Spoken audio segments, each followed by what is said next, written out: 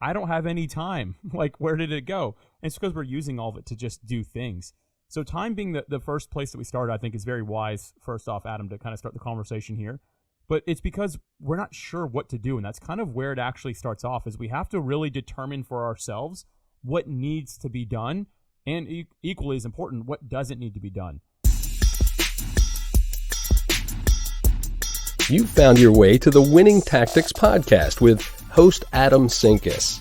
Adam discusses winning tactics with small business owners and entrepreneurs, uncovering processes and introducing the tools and solutions for enhancing the bottom line. Thanks again for finding your way to the Winning Tactics podcast, and now your host, Adam Sinkus.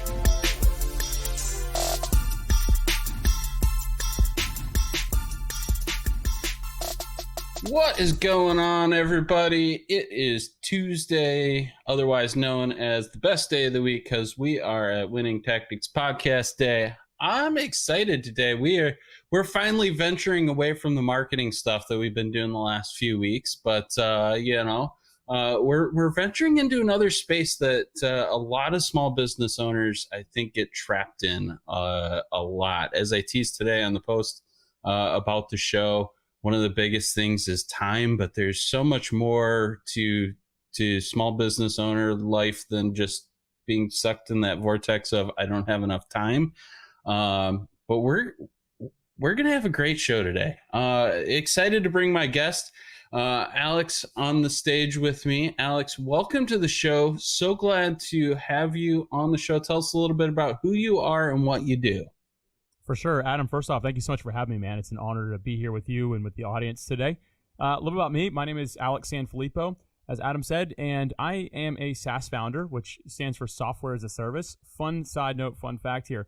I had no idea what SaaS stood for when I started my business, and someone who was also a Software as a Service founder had to tell me. So I'm more recent in this. I've actually been doing this for a couple of years, but I enjoy helping podcasters actually find guests for their podcast, and vice versa, like helping guests find podcasts to be on. And that's kind of what I spend my time doing, is just connecting people together, and have a software that does that. Additionally, I'm a podcast host myself, and love what Adam's doing here. Love jumping on podcasts. Love the whole idea of them. So again, really glad to be here, man. Great to have you on. Today's topic du jour is doing more with less, right? Like I teased, right? As business owners, we got 1,000 things on our plates. Time is always the enemy. I can attest to that one, certainly. But, we have to find ways, I think, as business owners to be smarter about what we're doing as a whole. So let's start to dive into this a little bit. When you say doing more with less, what is kind of the overarching theme of that? What are you talking about there? Yeah, so I mean, obviously, if you take it just literally for what it is, there's no way to do more with less, right? Like, you can only do more with more.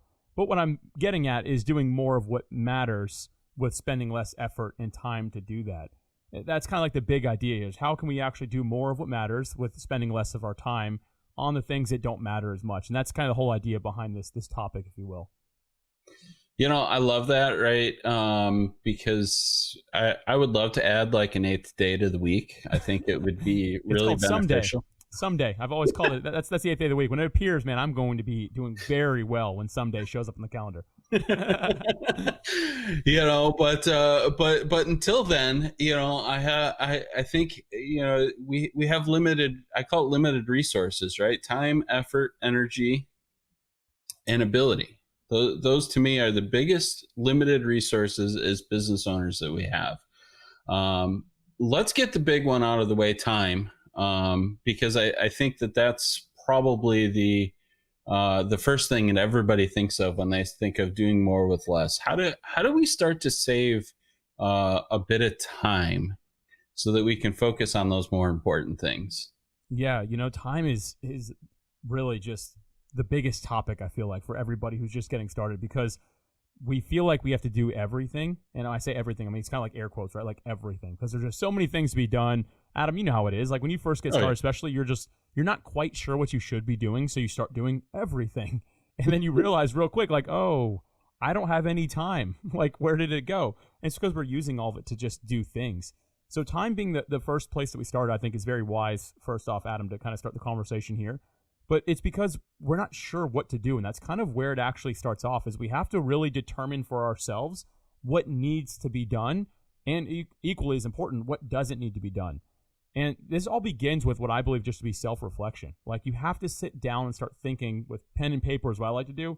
I don't know if people know what that is, but it's actually like comes from trees, I heard, and pen has some sort of, I don't know how ink is made. But anyway, those things are not a phone because it has more distractions on it, more time-wasting things, right? Phones are great for what they are, but when you're doing this practice of figuring out what you should be doing with your time, I think it starts with that self-reflection, getting the pen and paper out, going somewhere that inspires you. For some people that are major extroverts, maybe they like to be in a busy coffee shop, or maybe they like to be out at a park. Or for me, I live very close to the ocean here in Jacksonville, Florida, and I like to be by the ocean. I like to sit there with pen and paper in hand and just sit down and think, okay, what are the most important things that I'm doing right now? What really matters with my time?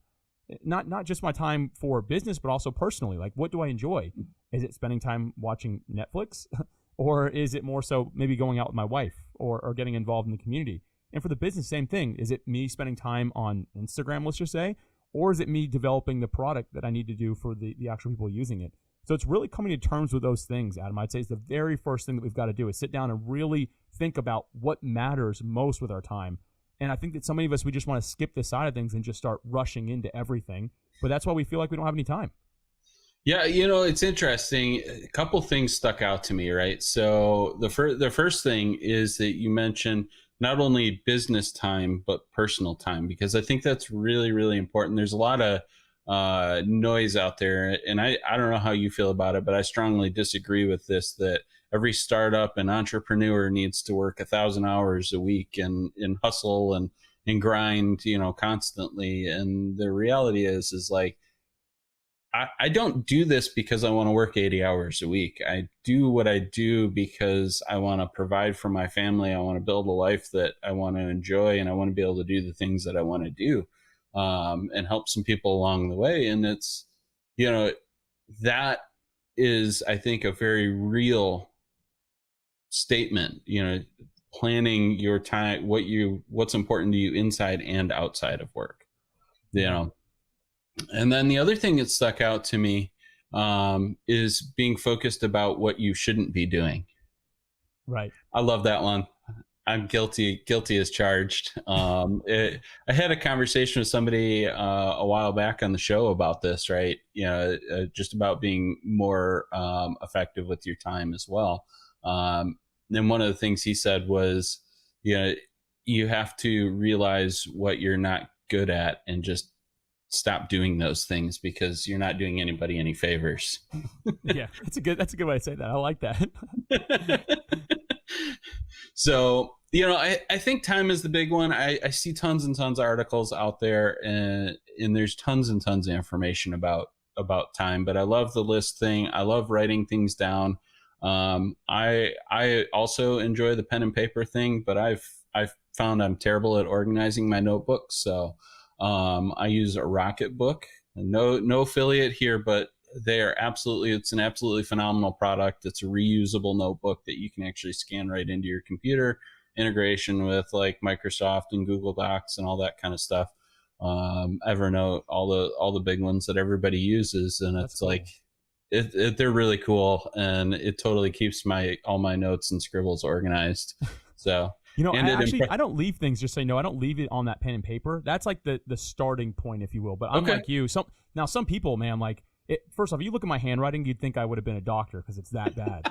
But so I don't keep it there. What I do is I'll actually type it up and kind of build it into something organized. It sounds like you do the same thing, but I just like to start from that point, because I used to just do my reflection time in front of my computer, but then Slack starts going off. I'm like, I can answer these questions real quick. Oh, okay, wait, I got to do this real quick. Oh, I think I got a few emails. And then you just don't get around to it. You get sucked right back into the vortex of all things busyness instead of doing what really matters, which is figuring out what matters, right? So I think it's just a really big point that we're talking about here, and getting it organized in the way that works for you is what's important. Yeah, there's so many different ways to organize too, and everybody organizes in a different way, and some of us just don't are never truly organized. Yeah, that's true. My mother is probably, if she's watching the show, she's probably going, "Yup, he's totally not organized. He's totally not organized." I'm like, yes, I was as a kid. I was the kid that I had a pile on the desk, and I knew what was in that pile. It might take me a few minutes to find it, but I knew what was in that pile. See, I was the opposite. I was the guy growing up in corporate who had such a clean desk. Like, I don't like anything. Like, if you look at my desk right now that I'm talking on, there's nothing on it. That's the way I like it. And I remember a couple bosses I had that had like really old school mentality, like, you're going to get fired. I'm like, what? I'm doing a good job. They're like, you can't be busy and have nothing on your desk. I'm like, I can't think if there's stuff on my desk. So you and I are a little bit opposite. But I know those people because I sat next to somebody. I'm like, are you okay? Like, your desk is full of stuff. Like, I know everything is. I'm like, okay. Like, good for you. So let's flip gears a little bit and talk about effort and energy, because I think they go hand in hand. At least in my experience, they do. Because if you're exerting a ton of effort, you tend to lose a lot of energy very quickly. Likewise, if you're efficient, you have a lot more energy to work on a lot more things. So yeah. How do we become, let's start with efficient, right? How do we start to become more efficient in our businesses? Yeah. So I love this question at this point, Adam. I think this is a really important one for the listeners here. And I've really struggled with this, if I can just be real. I'm kind of a for lack of a better term, somebody who can get a lot of things done really fast and pretty well. And I don't say it to be conceited or anything like that. That's just always been my ability in business, to be able to really move and get things done fast. And because of that, it's done me a big disservice, because I don't always do what matters, or I do eventually even burn out, where I'm just like so exhausted. I hit that point where finally it's like a wall. And I know you actually had a really great episode recently with Michael Levitt. You had him on to talk about how burnout is real. And I encourage listeners, if you haven't found that one, go to Adam's website. I don't know if you can link to it or whatever here, but to check that out, because it'll open your eyes to some things. You have to be careful. And I've been burnt out before. And from those experiences, I learned that I had to change. I had to do some things differently. And a perfect example of this is just how I wrote down in my notepad, like the things I need to focus on. I came up with these 3 ideas that I'll share really quick here. So everything I do to think about my energy, my focus, to think about how I'm being productive, is I run everything through this idea of, number one, can I automate what I'm doing? Is there a way that I can automate this? So here's a perfect example. We're using StreamYard when we're recording this. You could probably build some sort of Zoom plugin yourself, Adam, because you're like a genius, that would like do all this same stuff, but doesn't make any sense when it's already been automated by a company like StreamYard. You're better off just using StreamYard. And that can apply to anything. Like if you're like, oh, I hate logging in at 10 p.m. to my social media to post something, use one of the scheduling apps. There's a lot of those out there. So you can automate different things like this. It doesn't just have to be the things like creating content, like I'm saying. There's a lot of automation tools out there. And the great thing about these automation tools is they bank on the big companies using them, and they give it away for free to most of the rest of us. Because the idea is like, Alex might know somebody who works for Apple, and if he can tell someone at Apple, we can make $100,000 a year off their company. So give it to him for free, and let's see if he knows anybody. So that's kind of the idea. So think about how you can automate everything. That's the first thing. The second is to delegate. So obviously you can't automate everything. Like we don't live in that world yet, I suppose, right? So there's always got to be something you can delegate as well. And I'm a big fan of using like a virtual assistant, or hiring somebody, or just collaborating with somebody that can do the things that you're not really great at. So for me, there's some things that just drain me. Like I'm good at a lot of things, but there's some things I'm really bad at. Here's a great example. I'm a really bad graphic designer, but I have a podcast. And especially in day one, I was like, well, I got to create a graphic for it. I mean, talking about draining, man. It made me so tired to do that. I'd spend an hour on one graphic, and instead I can sub it out, and it costs a couple dollars maybe, right? Like almost virtually nothing. And someone in 5 minutes can make something look better than I ever could imagine. I don't have that mind. So I'm able to delegate that type of thing. And the last thing is to eliminate. So the third thing, again, so it's automate, delegate, eliminate. This last point scares a lot of people, because there's things that all of us are doing that we don't have to do. And as a matter of fact, we probably shouldn't do. But we look at, I guess, influencers or subject matter experts, and we assume they're doing it. That means I need to do it too. When in reality, if you really sit back and evaluate if it has any fruit behind it, you might be better off completely eliminating that, just dropping it and seeing what happens, and then doing something else that does matter. I've had to do this time and time again, Adam, and there's some things in my business where I'm like, no, we got to keep on doing this. It's important. And then finally I just give up. I'm like, you know what? Let's just see what happens if we stop. And then you sit back, you kind of like wait for something to break, right? Like you're like, oh, Yep. what's going to happen? And then to my surprise, most of the time I can bring myself to do this. I'm like, oh, nothing changed. Nobody missed it. Nobody was paying attention to that. Great. I've got an extra hour a day now that can be doing something else. So that's really the way that I try to evaluate everything. I do that through that self-reflecting time, as I was saying. I always go through those three things. Am I automating, delegating, and eliminating everything that I possibly can? Yeah, I love that. And I'm probably going to steal that because I love it. Please do. I totally love that. Automation, it's just going to get stronger and stronger and stronger as time goes on. So, I think we're getting really close, even in like the content management world, we're getting really close to where you can almost automate blogs being written. Yeah. Yeah. Not quite yet, but we're close. Yeah. There still is value for copywriting, for truly good copywriting. But the delegation thing, I think, is something that scares a lot of business owners. And we've touched on this in past episodes. And constantly the message that comes up with that is trust. Business owners are so afraid to trust their team to get it done the way they want it to be done, right? And yeah. I am guilty as charged on that. I've wholeheartedly. Me too. It's one of those things you have to get past your pride and go, you know what? I hired this person because they're smart and they know what the heck they're doing and they're an expert in this, and I'm going to let them do it. And however the outcome is, as long as it's a positive outcome, we can keep moving forward. Yeah. I mean, I'm glad you brought that up because I should mention this. When I talk about automating, delegating, and eliminating, none of those things are easy. Like, that's why I have to consistently go back and self-reflect on these things, because it's not like just something I'm like, oh, I can do this all day. And you did touch on the most difficult part, I think. Eliminating can be really hard for some people. They just can't let go. But most of us, I guess it's kind of the same as delegating, right? We have that trust issue with like, oh, okay, if I don't do this, is it going to get done? Or am I still going to grow? Or is this still going to happen? And I'm glad you brought that up. And really, at the end of the day, I think that it really needs to, the pressure should be on us, but we should do something that many of us skip, which is when we're thinking about delegating something, we don't take the time to develop the proper education for people. Now, what I mean by that is create an SOP, a standard operating procedure for what you're doing exactly. I mean, make a video showing people how to do it. I think many of us, we delegate wrong.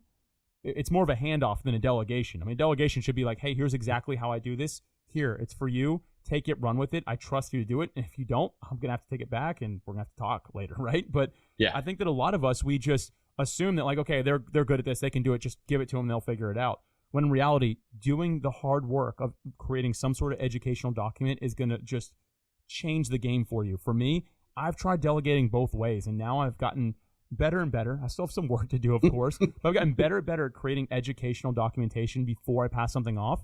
In the last few things I've gotten rid of, I'd say the last 4 people I've hired, I haven't had to do any hands-on training with them because I already did a really good job of showing how I was doing it. And so I'd really encourage people that if you're having trouble with the trust, make sure that you trust your own training system first. And when you do, delegation becomes a lot easier. Yeah. You hit on something that I think is really important with delegation and just with overall operational effectiveness, right? Is establish how things should be done step by step. Establish that process, because that is a huge misstep in a lot of businesses, a lot of startups. We get busy in what we need to get done, and forget to document all of how we got it all done. And so it does totally make that delegation handoff a lot less scary, especially when you have a nice form document that you can hand them with it as well, right. And they can go back and reference. And I'm a huge fan of checklists as well, even if you don't go in and check off everything. As you're doing the process, just having that checklist in order, I think is a huge step. So it is huge, man. And I'm right there with you. I mean, the key to my heart is checklist. Like, give me a checklist and you and I are friends for life after that, but I think that a lot of people, they don't do this point, Adam, because they think, oh, that's just more work. But the truth is, it's one-time work with a big payoff. Because imagine if you delegate something to somebody and you have one person doing it, but your company starts growing and now you need to hire 2 more to do that as well. Guess what you're not having to go back and do? More training, more of that. Like, you've already done the hard work. It is a discipline, but when you do it up front, I'm telling you, it reaps huge rewards. You just have to be willing to say, okay, I've got to put in a little bit extra work. And usually that's all it is. It's a little bit extra work. It feels daunting. It feels like a lot. But once you just start writing down what you're doing every day, it kind of flows pretty easy, and you'll thank yourself in the long run for it. I know that I certainly have time and time again as I've really been able to learn this. Yeah. I want to get into talk about eliminating, because I think that is something that people often, well, first of all, they're terrified to do it because, like you said, it's going to break. If I take this away, it's going to break. But, eliminating to me, there's two sides of it, right? So the first side of it is fully eliminating tasks that are unnecessary. And the way I always measure that is, what is the return on my time investment to do that task, right? So, am I gonna miss it? Am I gonna lose money on it? What is that ROI on that? If I can't figure that out, there's probably a pretty good reasonable path that I can get rid of that, or at least a portion of it. The other thing that I consider when I think about eliminating is not just the whole process, but pieces of a process as well. And I've lived in the consulting world, and one of the big things I see is you get an SOP from a company, right? And it's like 35 pages of an SOP document to spell out this process that takes somebody like 25 minutes to go through. And I'm like, so you wrote down 35 pages and you want them to go into the project management software and check off all 65 of those steps that they're doing in 25 minutes. Right. And so then we go back and we go, let's make this 8 steps. Here's the key 8 steps, right? So we've eliminated in the process, we've simplified and eliminated a lot of the kind of BS busy work part of processes that we're doing to streamline them. And it gets back to our previous point, being more efficient and having more energy. Yeah. Man, that's such a good example. That's like literally a perfect example of what elimination is about, right? I mean, you brought it down to like the standard operating procedure level of like, do you really even need to list these words on here? Like, do you need them, or are they non-essential, basically, right? I think that's a powerful example of what it means to eliminate, definitely. Yeah. So let's pause for just a minute, because I totally want to thank my affiliate partner, Cowork Hub Virtual, giving consultants, coaches, freelancers, and solopreneurs a sense of place in a remote work world. They're doing super cool stuff. It is Zoom on steroids. You go into the office, you get a custom office background, you get to video chat with screen sharing up to 10 people. Super, super powerful stuff. Check them out, coworkhubvirtual.com. If you mention that you saw it on the Winning Tactics, you can get a free branded background with your logo and everything. Super, super cool look. So check them out and let them know that you found them on the Winning Tactics. And back to this, because I want to get into ability, because I think this is a space that a lot of business owners get stuck in because they don't have maybe a bookkeeper or a marketer or any number of other positions, depending on what your business is, especially in that early startup phase. But we spend a lot of time. You mentioned graphic design earlier, right? You're like, yeah, I started a podcast. I needed graphic design, and I spent an hour doing graphic design. And I'm just going to fathom a guess, looking back on that, you probably are unhappy with the results of that. Yeah, I don't like to talk about it, but yeah, but mine aren't great. You could probably quickly tell which ones I did versus somebody else if you went back. So, but I think it's important to talk about understand what your abilities are as a business owner. Yeah, right? I mean, one thing I'll mention here real quick, Adam, that I think is really important as well is when you are in early stage, like I wouldn't go back and change the fact that I did that. Like, when you start, I think this is where a lot of like the gurus maybe get it wrong. And I shouldn't say get it wrong. They're just so disconnected from what it felt like to start something that they forget that you don't have unlimited money when you start, right? They're like, I would hire someone for that, and that, and that, and that. And it's like, okay, that's not realistic. You just told me to spend $300,000 and I'm bringing in $0 right now. Like, that doesn't make a lot of sense. So at the beginning, we have to do these things. And I think that it actually stretches our ability is to do these things. And you become more diverse. I don't know a lot about graphic design still. I don't, but I can tell you now, like, I can tell you what goes into it. So I don't get as angry with somebody when they take 20 minutes or don't understand what I'm saying, because now I'm like, oh, I know how to articulate it better. And also, I really appreciate and understand the work that goes into it. I think many of us, if we don't ever grow our ability or have an understanding of how different things work, it gets really easy to get irritated with somebody when you're watching them do something that you think should be easy, but in reality, you have no clue. So I think that really any of us that decide from day one, and some people tell you this is probably bad advice, maybe even, but like for me, having at least an understanding and growing my ability to have a good, well-rounded perspective on what it takes to grow and run a business, I think is a beautiful thing, because again, it makes you a better leader because you can be more empathetic toward other people for what they're doing or what they're not doing. I love that, right? The money thing is real. That's just real talk, right? You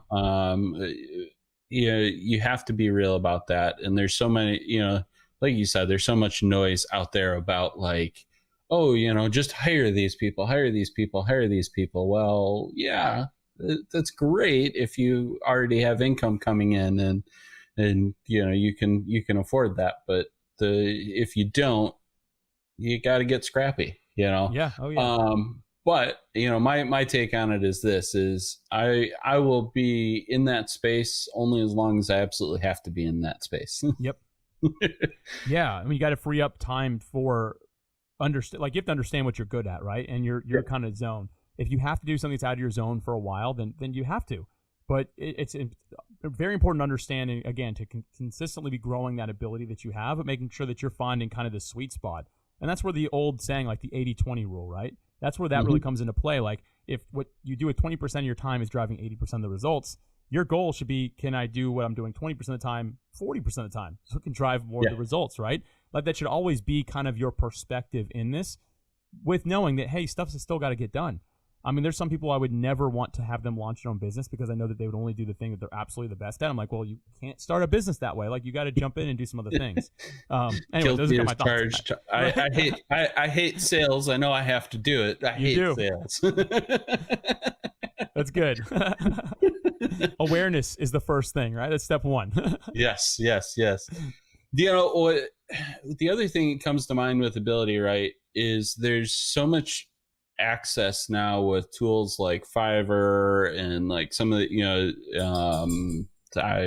there's about 4 or 5 of those sites like Fiverr, Upwork, where you can find help for lower costs. It might not be perfect. I've definitely experienced that over the years using those sources, but it's a good scrappy way to not have to like do graphic design if you don't want to do graphic design. Yeah. You can find people on Fiverr to do graphics for, do like podcast covers for like $5 or $10. Like, so the other thing I always think that's really something to consider too is fractional roles, right? So fractional CMO, fractional CFO, the bringing somebody in that's an expert in their space, but only bringing them in for 10 or 15 hours a month. Right. Ways, to me, those are some of the more effective ways to make your dollar stretch in those spaces where you don't necessarily have the ability or want to have the ability. Yeah. I mean, you bring up a good point. I think that's important for us to explore those options. And kind of this point here, I think a lot of us get stuck in our own ability to make something perfect, or that's kind of like the standard that we have in our mind. That's a really dangerous place to be, because I've realized is perfect is rarely published, and if it's not published, it's not serving anybody. So I always say that like perfection doesn't serve anybody. At the end of the day, it's about getting something out, and people will forgive you if something isn't perfect if you're helping solve a problem that they have. And if you have the ability to serve somebody and to really help them, they don't care if you have the best looking logo. Just does it help them solve their problem, right? Like when I launched my company, Podmatch, we actually didn't even have a logo. And I think only 1% of the 100 people that started with it even said anything about it. So 99 people said, this is amazing. This is solving my problem that I have. Like, thank you so much for doing this. One person's like, hey, you guys don't have a logo. I'm like, does it solve your problem? They're like, oh, well, yeah. I'm like, we'll do a logo later. Like, let's solve the problem first. And I think that if I would have just chased perfection, man, like here I am, actually today makes 1 year to launching that product as we're recording this. If I go back and look at like if I tried to be perfect, I still probably wouldn't have launched at this point. I'd still be chasing that. And at the end of the day, we have to think about our ability as an avenue of service toward others instead of just how we can be more perfect ourselves or make something better and better. Now, you should chase continuous improvement, yes, by all means, but get it out there to the world first. Serve somebody with your own ability. I think that's, to me, probably the most meaningful thing you can do with your life and your business. Well, what's interesting about that, right? In that chase for perfection, and I've noticed this in the marketing world, right? Putting up websites for people, where I think the website is like okay, decent. It serves a purpose. The client was happy with it, and I was remotely happy. I was happy enough to present it to the client, right? But it definitely was not in that perfect stage, right? But then I see and hear feedback about that, and like the people that are consuming it are going, "Oh, this is such a beautiful website. This is such a beautiful website," right? And it's like, it's just that reality of like what I think is a perfect website. It doesn't matter as much when you put it out in front of the people, right? Yeah. Oh yeah. So it's that crazy thought that we don't have to be perfect. Most people are pretty okay as long as we put in a pretty solid effort. Yeah, you're absolutely right. Going back to the product that we've launched over the last year, I've always been, I would like the UX to be better. And we actually are working on that. And that's something we subbed out. Like, I delegated that. I'm not, again, going back to the whole graphic thing, I'm not great at that. So somebody else is working on it, and we're just kind of providing feedback, me and the developer. But I'd like it to look better. And someone's like, man, I just wish it would look better, right? Like, I think that. But then I meet with somebody like, oh, I love it. It's so beautiful. Like, you guys done a good job with it. I'm like, huh.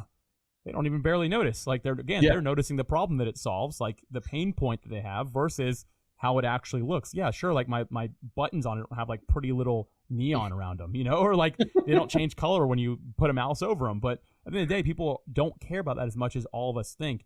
And I get it. Like, everything, if we're launching a business, like, it's our baby. So you want it to be beautiful and look taken care of, right? Like all those things that we want. But at the same time, it's not going to serve anyone that way. We always have to go back to that mindset, I think. And I know I'm kind of repetitive with that, but I think it's a very key point in business. And if you can keep your mind there, I think it'll really serve you well. Yeah, it's crazy how, when you're truly passionate about what you're doing, how deep you can get, how so quickly, and you dig yourself into a hole sometimes that you put the blinders on and you forget the bigger picture of how it all plays out. I think I know I've experienced that over time, and Oh, yeah. I'm sure you have as well. Pretty much everybody I know that runs a business of some sort has experienced that. But you're right. You just sometimes have to take a step back and go, if I don't put it out there, nobody's going to be able to do anything with it anyway. Yeah. I mean, I think that mentality right there will get people to launch a lot faster.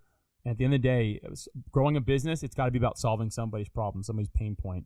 And again, you don't do any service with them without it being launched. So to the best of your ability, get what you have out there, and it'll serve people. And this goes beyond business, as a matter of fact, Adam. Like, it's anything you do in life. Like, use what you have, your natural giftings, whatever it might be that you were kind of just born with being good at, right? Use those to serve people. And the more you can get out there and do that, that's how you can do a lot more with less, right? Like, instead of trying to just be all things to all people, just stay in your lane of what you're good at and do your best to use that to help others. The stay in the lane is like absolutely one of my like favorite metaphors. Yeah, it's great, isn't it? Absolutely. I used to have a boss, and she was the do everything for everybody boss, and I'm like, all right, we're all standing on the LAX, and I'm gonna stay in my lane so I don't crash into you, and I don't crash into. That's a good point. I need you to do the same thing, so that we can all avoid the motorcycles that are going to shoot up the medians and screw everything up down the road. That's great, man. But it's totally true. You need, everybody says niche down, in who your market is. When you talk marketing, niche down, for your business, so you can approach one problem or a small group of problems more effectively. There's but niching down just in your focus on what you're doing within your business, I think is so important as well. I've never thought about it that way until you said that. Yeah, it's a really important point that I think that we have to understand. Like, stop trying to do so much with your business. I mean, so for me, what did I start Podmatch to do? To connect podcast guests and hosts together. Like, that is why we started it. And in my own mind, when I first got started, I'm like, well, we should also have some sort of like calendar feature to help them schedule. Great idea, but it deviates from the problem that we solve. That's a bonus, and maybe later we can add it. And I had to continuously bring myself back to, okay, what are we doing? And people were always like, man, Alex, how have you built this product so fast? And it was because me and thankfully my co-founder, who's brilliant, we never lost focus of the actual problem we solve. And if any of us can really just focus on that one main thing and learn to keep the main thing, if we can actually do that, we'll see success a lot faster. It's always the shiny object that attracts us along the way that I think holds us back more than anything, because you're like, ooh, this feature would be sweet. Oh, if we did this too, that would be cool. Instead of you're saying, no, my focus, my attention, all of my abilities are going to this one thing of solving the problem we set out to do. We're going to focus on that, and maybe later we can look at the rest. But for now, is what we do. You'll succeed a lot faster with a lot less stress involved in the process. I absolutely love it. And we are definitely getting to the end of time here. So I always like to leave my show with final thoughts, something that people can take away from the show and go apply to their business tomorrow. So for you, I leave you to the final thought for the show. Well, Adam, thanks. I appreciate it. I always love getting asked this question. I do have a final thought for everybody here, and I think it's a very important one. So everything we're talking about, like, it can be busy. It can be a lot, right? Like all these things to implement, to learn these things, it can be a lot. And I know a lot of people are like, well, I somehow got to stay balanced. Like I got to still spend time with my friends, my spouse, or whatever it might be, right? Like we have all these things that we want to do. And that's a really tough thing to actually implement. So the advice I want to give to people is to simply be where your feet are, to be where your feet are. And what that means is wherever you are in that moment, be there. So right now I'm on a podcast with all of you. I'm here with Adam. I'm here. I'm not checking my phone. I'm not like looking at my text or thinking about what I'm eating for dinner. I'm here right now. I'm fully present. And then later on, when I'm actually just hanging out with my wife, I'm going to be fully there, fully hanging out with my wife. When I'm working, I'm fully there. So always think about this and ask yourself this question: am I being where my feet are?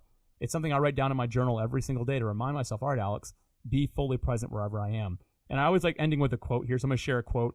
I don't know if you're a fan of The Office, the TV series, Adam, but I love it. A lot of people are, right? So it's going to be a quote from The Office. It's actually Andy Bernard. And he said, I wish that there was a way to know you were in the good old days before you actually left them.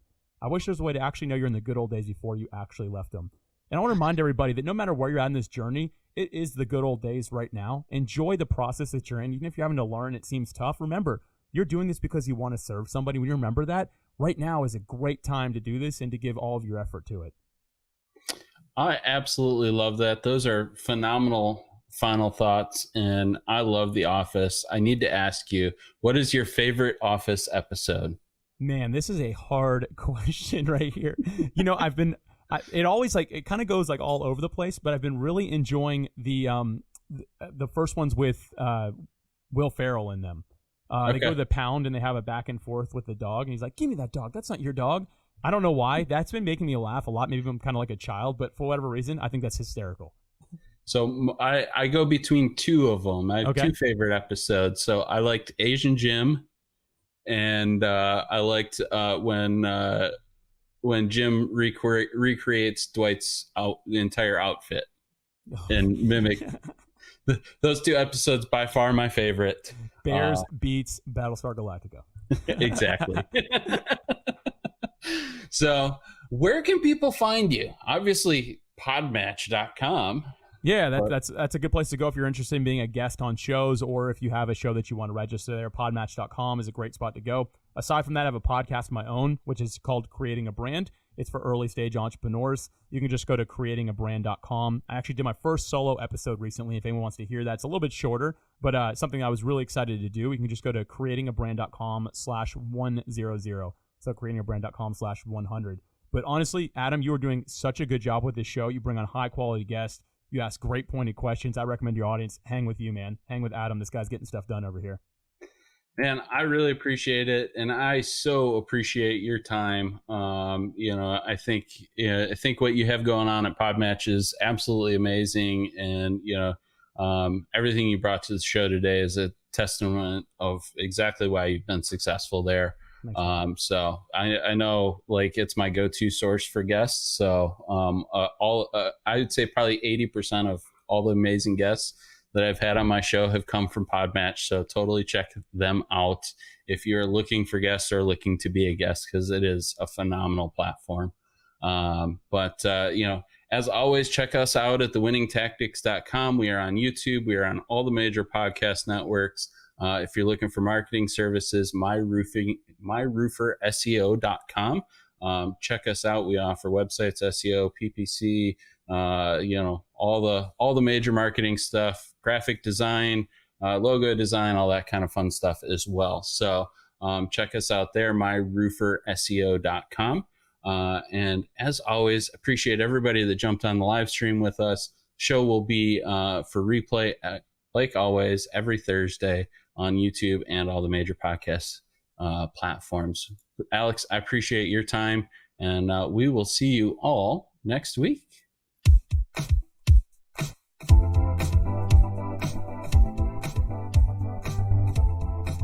Well, that wraps up yet another episode of the Winning Tactics Podcast.